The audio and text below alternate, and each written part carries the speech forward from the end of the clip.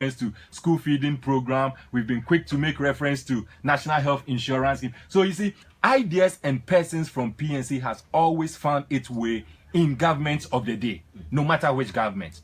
And the reason why we have never claimed ownership and have never prevented government from engaging PNC, whether in ideas, in policies, or in persons, is because we believe that just after any general election, the interest of the nation should be supreme.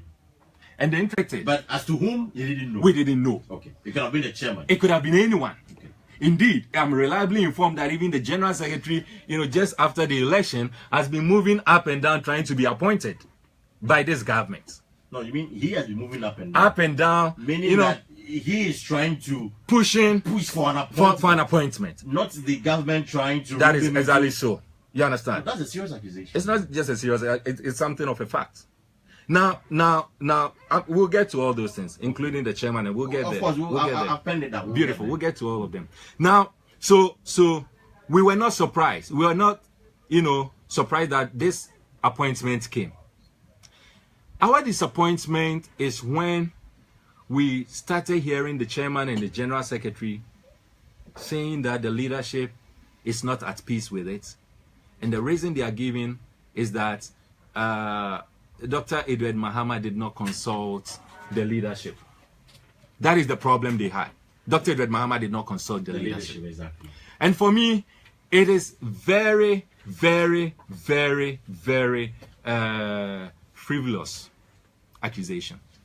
Frivolous? Yes. That the flag bearer of the party did not consult the national executive of the party when the appointment came. They are quick to make reference to constitution and say that this is against PNC's constitution. And unfortunately, none of them has been able to give anyone that they have engaged in communication any clause or article in our constitution that clearly states that if appointment is to be given to any party member, this and this is how it should go. So there's nothing like that. It is not in your constitution. It is not in our constitution. It has always been a precedent, something that is not in the constitution, but that which we've been doing, and this is how we've been doing it. All these individuals that we've been appointing, as I mentioned earlier on, to the extent that you even added the Council of State. When appointment is made, the individual is contacted. The individual accepts it at our just immediate or next National Executive Council meeting.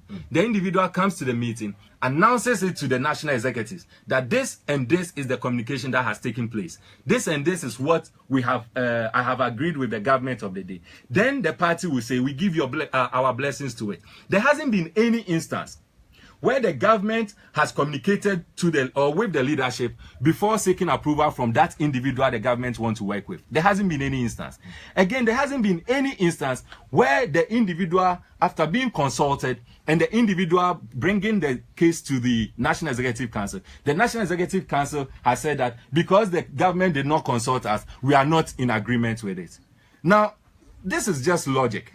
Today, if the government of the day says that in his wisdom, he sleeps, he dreams, he wakes up, and he says that Emmanuel Wilson should be a communications manager in my Flagstaff house, or he should be a deputy minister or whatever. Logically, the first person the president should get in touch with is Emmanuel Wilson to find out whether or not Emmanuel Wilson is even interested in the position. Because if the president or the government decide to consult and engage the party, and the party says, okay, we agree, and the party finally gets to me and I say, I'm not interested in it, we've done cost 90 work. So the appropriate thing is that you get in touch with the person agrees, the person communicates to the leadership, and this has been the precedent of the party. Okay. This is what we've been doing over the past. So please, clearly speaking, we have been disappointed to be hearing the utterances of our chairman and our general secretary, because this is not what we've been doing over the past. We are going to have a National Executive Council meeting, and I am very confident, based on precedents, that National Executive Council will approve the appointment of Dr. Edward Mahama. Okay. Now, I want to find out from you. The president, in fact, none of the then candidates became president January 7. Since then, between then and now, has there been any National Executive Council meeting put together by the PNC? We've not. So the whole year, you've not had a National Executive Council meeting? Sorry, we've had one. That was an emergency National Council. That was an meeting. emergency. Yeah, emergency one. Yes, so it is still a National Executive So Council. how then do you get to know that at the time you were having the emergency National Executive Council meeting, the flag bearer, Dr. Edward Mahama, had been called upon by the president to accept this appointment? As we speak now, because the president has been nominating these individuals to be ambassadors, I mean, months gone by. I am not aware of that. I didn't know that you are part of the government appointment team to know when he started appointing individuals. No, of course, ambassador. But I'm talking about when the president started mentioning the names months gone by. Months gone by. Exactly. But those names, did they include Dr. Mahama? Because I'm sure that appointment takes place in badges. So last month or last 2 months, he may have probably appointed 2 or 3 individuals and mentioned their names. Those 2 or 3 individuals may not include Dr. Edward Mahama. I'm not aware, but you say you have sources, information. I'm the presidential correspondent for Classic. So I'm asking, when was the first time you heard the president appointing or mentioning Dr. Edward Mahama? Well, his name didn't come up though. Beautiful. So that is it. So we are not talking about... It's more like a backdoor conversation where the president... Because it's not really an official thing as an ambassador. So being an ambassador at large, was doing some backdoor conversation. So if a backdoor, it could have been from February. It could have been even from January. Of course. But the truth of the matter is that that is a conversation that is taking place. I am sure now we are all speculating. It could have been. It could have also been from just last week. Okay. It could have just been from 2 days before the appointment being mentioned. So we are just speculating. But I'm saying that is why I mentioned earlier on that President tells us in the party that the next National Executive meeting that precedes the immediate next National Executive Council meeting that comes just after the appointment is when these discussions take place. And so now that this has become a public known, for me, I got to know of this appointment, is it yesterday or 2 days ago? I never heard of this. I never knew of this last 2 months. I'm not going to be here and be communicating for my leader as though he also heard of it 2 days ago or yesterday. It is possible, as you are saying, that they've been having this discussion. But it may have just been a discussion. Probably they have not agreed on anything yet. And so if they've not agreed on anything yet, and assuming they were having this discussion before we had our emergency NEC meeting, so for you, they were just having any constitutional breach? There hasn't been any constitutional breach, 1. 2, there hasn't been any breach in terms of precedence. And 3, the argument being made that the president has appointed a leader and the leader is going to be a ball boy. It is, for me, it's not a tangible argument for us to say that we are going to penalize our leader. I was expecting that we will be making logical and reasonable arguments. Let me come. I come here and I tell you that I think that Dr. Edward Mahama, who is our leader, being appointed as an ambassador, now he's our current leader till we go into the next Congress. Election. Not 2020 election, Congress. Yes. Exactly. The next Congress will determine of the party till the next Congress. That is our constitution, which is very clear. So logical arguments would have been, or intellectual arguments would have been, look, Doctor is our current leader. If you make him an ambassador, 1, it is going to affect our party in this way. 2, he's going to affect his role as a leader in that way. 3, he's going to do this. 4, he's going to do this. Then when you give reasons, then we can be debating the reasons. But if you come out and say that he should be penalized and we are not in consent with the appointment simply because leadership has not been consulted, then it is just an individual expression of opinion. Because if you say leadership has not been consulted, you could have made that informed argument if you can make reference to the constitution and say that our constitution, which guides us as a party, says that clause A, under such instances, leadership should be consulted in this manner. Or even if the constitution is silent, precedent tells us that anytime appointment is being made, this and this is how it takes place. And so because Doctor did not use that avenue, then we can be on his neck. So you think it is quite needless for people to make some of these assertions that the flag bearer of the party did not consult the national executive, basically because it's going to be as many have said, a roaming ambassador or an errand boy for the president? I think it is not just needless, it is baseless, and it's just a waste of time. Look, just after the election that we went into, 2016 election, NDC lost election, just like PNC lost election. Just after losing, what did NDC do? They constituted a committee. The chairman and the general secretary led the leadership to constitute a committee, to go around, Kwesi Botwe committee, to do a fact-finding. That is what we call a serious and a proactive party.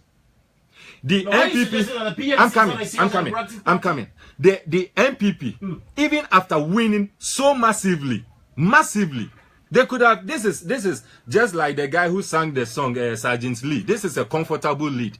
They could have decided to relax, but just after winning, they decided to form a committee and go around and do fact finding so they can improve on it. If we have any energy as chairman, as general secretary, as leadership of the party, we should rather channel that energy in building the PNC. So clearly your party is not a serious party. That's what you're suggesting. Well, that is the impression the chairman and the general secretary are creating. No, because they are. I am saying that as a serious political party. So you're not serious. I'm coming. As a serious political party, the chairman and the general secretary led this course in these two parties that I've mentioned. And in your case, the general secretary and the chairman didn't do that. They didn't do that. But that is exactly what it means. It means that we don't have our priorities being set right. The energy the chairman and the general secretary has been using, I've been monitoring this, I think since yesterday or so. And just after the elections, as a personal principle, I believe that the government of the day, and that I have done throughout my political life, immediately after election, I go into something I call political hibernation for a while, because I want the president of the day to settle. It is not important for me to be using the energy every morning, afternoon, evening on radio talking, castigating the president who has not even finished appointing his members. I don't believe in that. Next year, next 2 years, we can go into a political season. That is why I was so happy during Kufuor's time when he was trying to introduce a season called political season. If we do that, we will move on as a nation. Every day shouldn't be. And so, you and not just you, listeners will attest that to the fact that after general election, I have been very quiet. You hardly hear me on radio and all that. Yesterday, 2 days ago, when this thing came up, I was still very, very, very quiet. I decided not to make any comments. I decided thousands of radio stations and all that. But I just thought that, look, it is going to be worse if the right information is kept quiet. The wrong information, when it is allowed to go on, it will end up being accepted as the truth. And that is why today I said, okay, that's fine. When my brother Nee called me, I said, that's fine. So let me come and then clear the air, set the record straight, and let people appreciate what is happening. Exactly so. And then we can move on from there. But for that, you would have not heard me even talking. I want to do this maybe latter part of the year. I have the impression that the chairman of your party, that is Bernard Mona, and Atik Mohammed being the general secretary of your party, have misfired. They don't have their priorities set right. So they are misfired. Absolutely. Look, it is under the chairmanship and the general secretary of these two individuals that for the first time in the history of PNC, we have failed to present one representation in parliament. In parliament. They are a failure.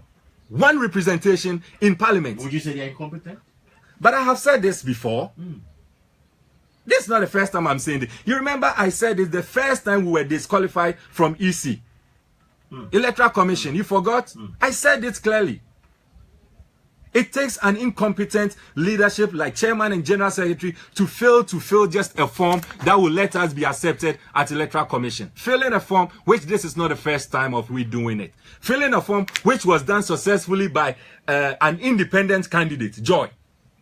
Political party with the structure, we couldn't do it. And then we come here and we are wasting our. If we have energy, we should use that energy in rebuilding the party. We should sit down and do a circumspective reflection.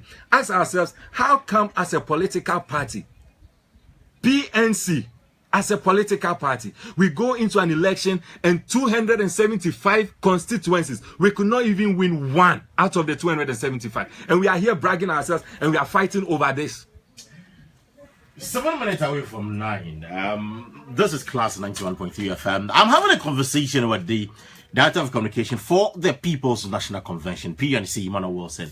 Clearly, he disagrees with what the chairman and the general secretary are doing, being on the neck of the flag bearer, Dr. Edward Mahama, basically because the president, Adam Kwekufado, has appointed him as an ambassador at large. Clearly, he says that there's nothing in the constitution that says that the failure by the flag bearer to inform the national executive, warrants ambassador. No, clearly, it's not like that.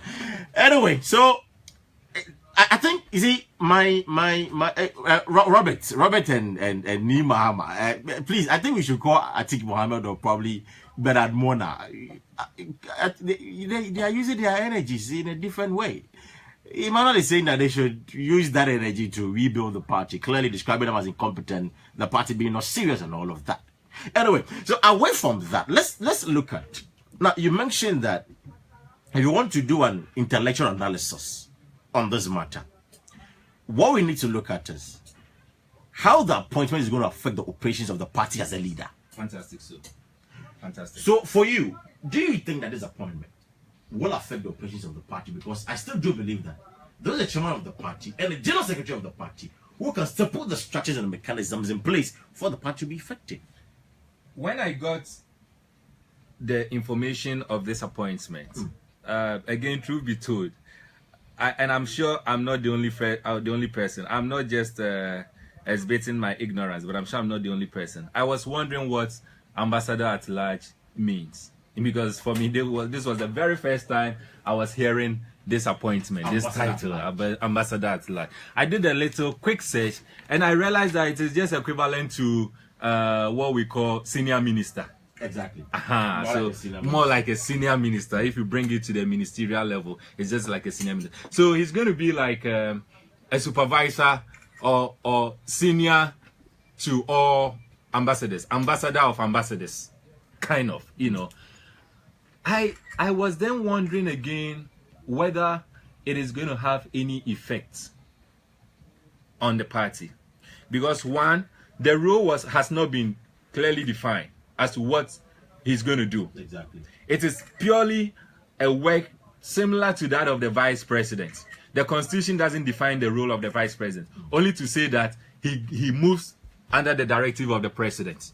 So the president tells the vice, do this, and he does it. He's to support the president. And that's exactly what I am made to believe is the role of the ambassador. That's what we all do understand. Exactly. I immediately, I have been thinking, and I'm still struggling to identify how this role is going to affect the role of Dr. Mahama as the leader of the PNC, and how it is going to affect the party in general in terms of negativity, how it's going to affect it. I haven't been able to come out with anything. Indeed, I would have been the first to say that, Doc, I do not support this. If we had gone to a NEC meeting and Doc had brought out this, if the appointment had limited him to a particular country and says that he's an ambassador, not ambassador at large, ambassador. Because if for nothing at all, the first thing that will comes into my mind is that you being an ambassador to a particular country simply means you are going to migrate, exactly. And what it means is that you are going to create a vacuum. So if you are interested in being an ambassador, assuming that was the position given him or the appointment given to him, my argument that would have been at the NEC meeting would have been that, quickly, doctor, if you want to take up the ambassador's position, you must do two things. Either you resign your position as a leader, or you allow us to go in for an early Congress to elect a new leader.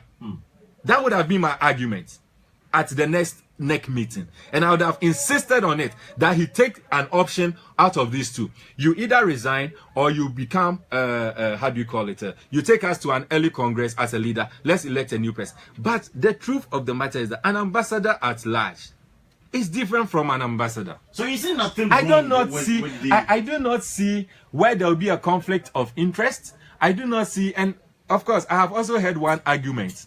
The argument is that if Doctor is going to work in Akufo-Addo's administration, then as a leader, how will he be able to criticize the government? You see, this is where, again, I use the word that we should be engaging in intellectual argument and This discussion. has been the norm. I mean, if the president brother, appoints, this is the- individual, it becomes very difficult for an individual to criticize the Why? government. What we need, That's why some say that the institutions are not working. you see, that's where I was coming to. What we need is this. The fact that you are in an opposition or you belong to the opposition party, it doesn't mean that 100% your job is to criticize. Even when there's nothing to criticize, you criticize.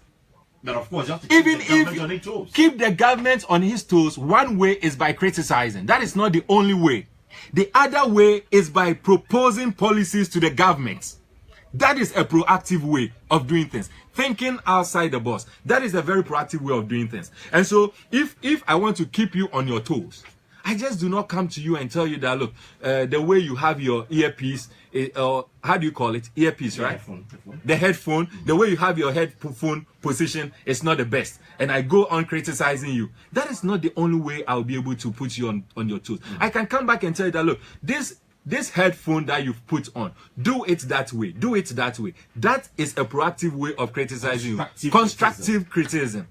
And I need not be outside your jurisdiction to be able to give you a constructive criticism. Haven't we had governments where individuals in the government had criticized the government of the day? No, because they say they are bitter. I mean, that one, just write them off. It can be Because bitter. They are bitter. Sad grapes. I mean, Whichever way, it can be bitter and whatever. There was this MP of, is it MPP? What's the name? In Central region? is it in Japan? No. Is it Central or Western? He's no more an MP. Okay. Oh, PC appeal for it. PC appeal for it. What didn't he do to his government? That is the central region. Yes, Central. What didn't he do to his government? So it is all about individual behavior.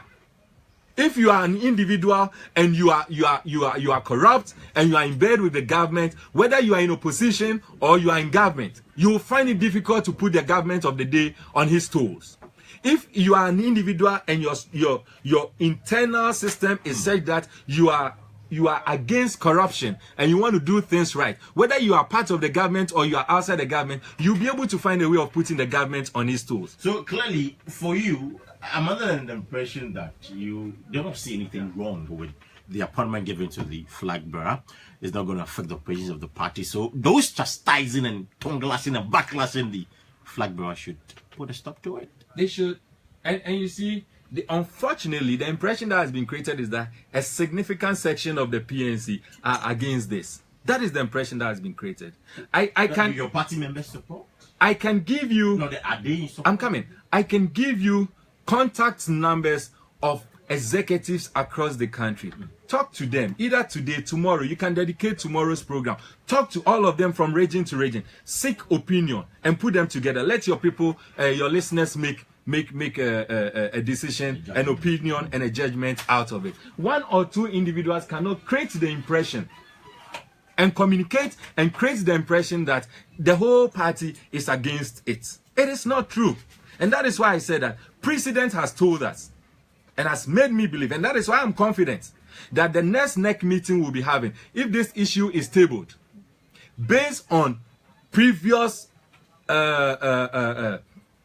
precedents, I will be extremely surprised if the National Executive body raises difficulties with this decision. Okay, so a former member of your party, and he's now a flag bearer, he has his own party. I mean, he's also a doctor. His what? Well, I mean, he says he's also a doctor. No, his what? Well, I'm saying that. I mean, he is a doctor. I say he's a doctor, or he says he's a doctor. Well, I don't get it. Well. There was certificate. Emmanuel. Oh my goodness. Anyway, Dr. Hassan Ayaga also believes that the appointment is not the best. Describing him as an errand boy. I mean, ball boy. I like that one. It's a demotion. I like the ball boy. I mean, how do you react to his preposition and pronouncement as far as this appointment is concerned, knowing the fact that he said that it has reduced the image of the party PNC? I just before I got into the studios, I granted an interview this morning, and as I said, I think all the media houses should come and pay homage to you and me, because the whole of yesterday, as I said, I haven't engaged in any media, but you have opened the floodgate and they have they've gotten access, and we are now talking. And I made some pronouncements regarding my senior brother Hassan Ayariga, and I mean Dr. Hassan. My senior brother Hassan Ayariga, and I am going to be a bit careful not to go the tangent I went when I was talking on that radio station. But let me just say that I listened to Hassan even this morning on a radio station, and Hassan was describing the appointment as a ball boy. That is why I'm interested in you using the ball boy and not the errand boy, because those were his words, and for me it is quite interesting. Okay, so you just hold on for me. Let me just play exactly what he said. I believe this should be right. So let me just play what Dr. Hassan Ayaga has been saying as far as this appointment is concerned. Then I'll get back to you. Okay. Edward Mahama is the leader of the PNC. I'm the leader of the APC. The issues are different. I'm told that he donated an ambassador. Really? What I understand from ambassador is practically an errand boy to the president. What you do. No, that's what I understand. It's like an errand. He said, okay, so what do you say? The president sends you when you can't be one, you are like an aide. Not even He's a doctor. Fine, he's a doctor. I didn't say it. You are saying he's a doctor. I just want to know whether he said it or you are saying it. If he thinks it's confident, he's a doctor, Dr. Hassan. He wants, and he can serve our country well enough. But as for Ayariga, I don't think that position is not for Ayariga. For me, I even think that the PNC should sit with him and find out why he refused an offer in Kufuor's regime to be a running mate, but rather go in to be an ambassador as that. I mean, an errand boy. Okay, so you had Dr. Hassan Ayaga there. It's quite very disappointed in Edward Mahama. I mean, the former president, Kufuor, wanted to give him a vice president. Yes. But he rejected that. That's what I'm saying. That's what I'm saying. That this morning, no, he wants to be a ball boy. This morning, I spoke on this same issue on one of the radio stations, and I think I wasn't very charitable with my elder brother Hassan Ayariga, you know. But I think now I would want to go very cool, tone down, and massage him, you know, charitable. But let me be quick to say that Hassan got it wrong when he mentioned that in 2008, Dr. Mahama was offered an opportunity to be a running mate. Truth be told, it is a clear indication that Hassan needs a little bit of education.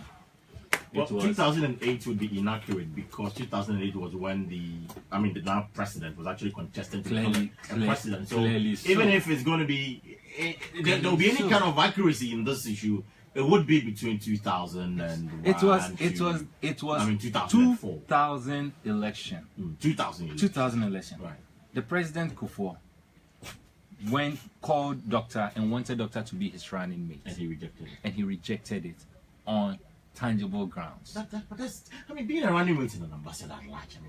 Who would want to forgo a running mate and every situation and the appropriate decision you use and you apply. The situation in 2000 is absolutely different from the situation now, you know. And so what may be right in 2000 may obviously be wrong in 2016. And so Hassan got it wrong. The other thing Hassan finds it difficult to comprehend is the fact that a flag bearer of a political party, a leader of a political party, will reduce himself to the position of being not an errand boy, to the position of being a ball boy. Look, I think Hassan doesn't really understand the concept of governance. If you take our constitution, the 1992 constitution, and you look at the provisions in it, particularly that which governs executive, you will realize clearly that every person, with the exception of the president, every person who works under the president is virtually a ball boy, including the vice president. And so if his difficulty is that during 2000 election, which he got the date wrong, or he got his facts wrong, during 2000 election, Dr. Mahama refused to be a running mate, and now he has decided to be a ball boy. The truth is that in 2000, if Doctor had accepted to be a running mate and became vice president eventually, he would have still been a ball boy. Ball boy simply means that You are being given directive by a superior. The ministers, Bawumia, everyone. The president tells them what to do. And that is why the president has the prerogative to even fire.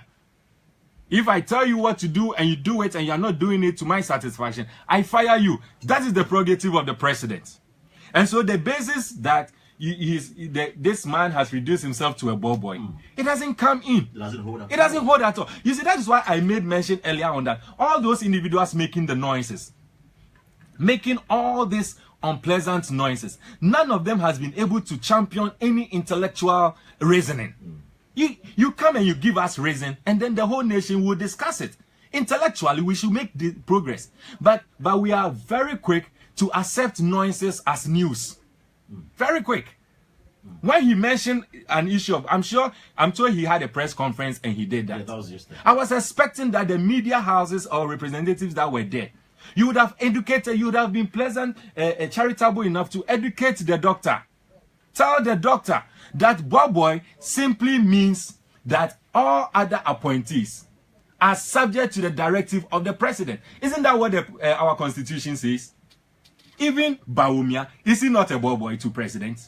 Today, if the president comes to the Flagstaff House and say, Bawumia, leave whatever you are doing now, go to Port and Harbor, go and find out what is happening, come and report to me. Can Bawumia say no? Is that not a boy? So what is this definition of boy about? None of them is able to give us any intellectual argument. Let's discuss intellectually, and then we'll be making progress. But you don't come and say that because you didn't consult leadership, you should be sanctioned. Because you are a boy, you should be sanctioned. And in any case, if he's more interested in PNC issues, he should come back and let us talk about it. Of course, the PNC is in a very critical situation now due to mismanagement. That is absolutely. But let him come back. If you want to come back, let him come back, and then let's talk about PNC issues. I thought he was going to talk about, how do you call it? What's his party's name? APC issue. I was even amazed. When I heard that he did a press conference. And then I asked the one who told me about the press conference. I said, was the press conference about doctor's appointment? Then the lady who is a media person said no. He was talking about other things, and then he brought in it. Then I said, you see, so logically, the press conference he had didn't even achieve anything. You had a press conference, your intention was to talk about your party.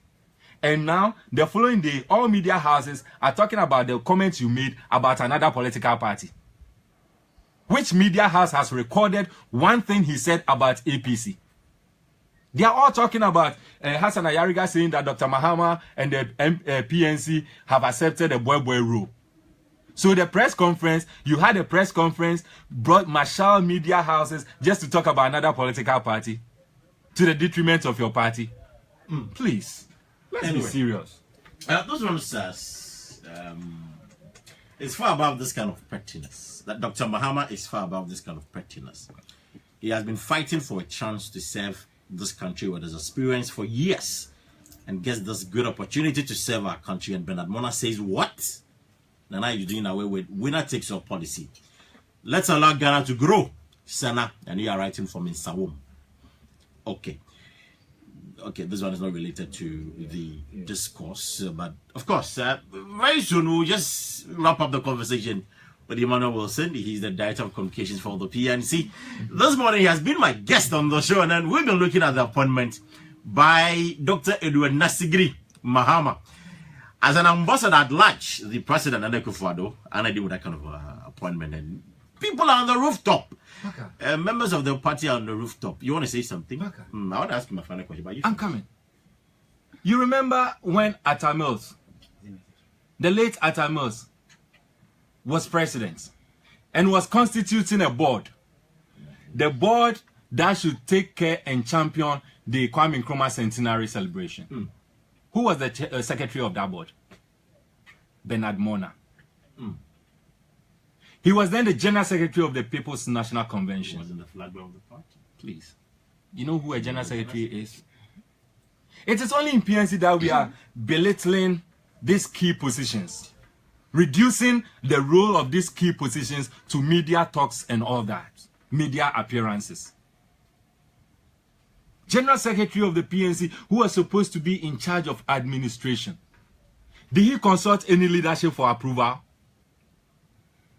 Was it going to affect, or did it affect the role of the party? Look, I remember very well during that tenure, and then we had our chairman Alhaji Ramadan. You can call him and he will tell you, he'll confirm to you. Almost all the time during that period when that committee was in session, almost all the time we have to carry letters from PNC head office to the secretariat of the centenary before we can assess our general secretary to take the necessary action. Nobody said that affected the administration of the party.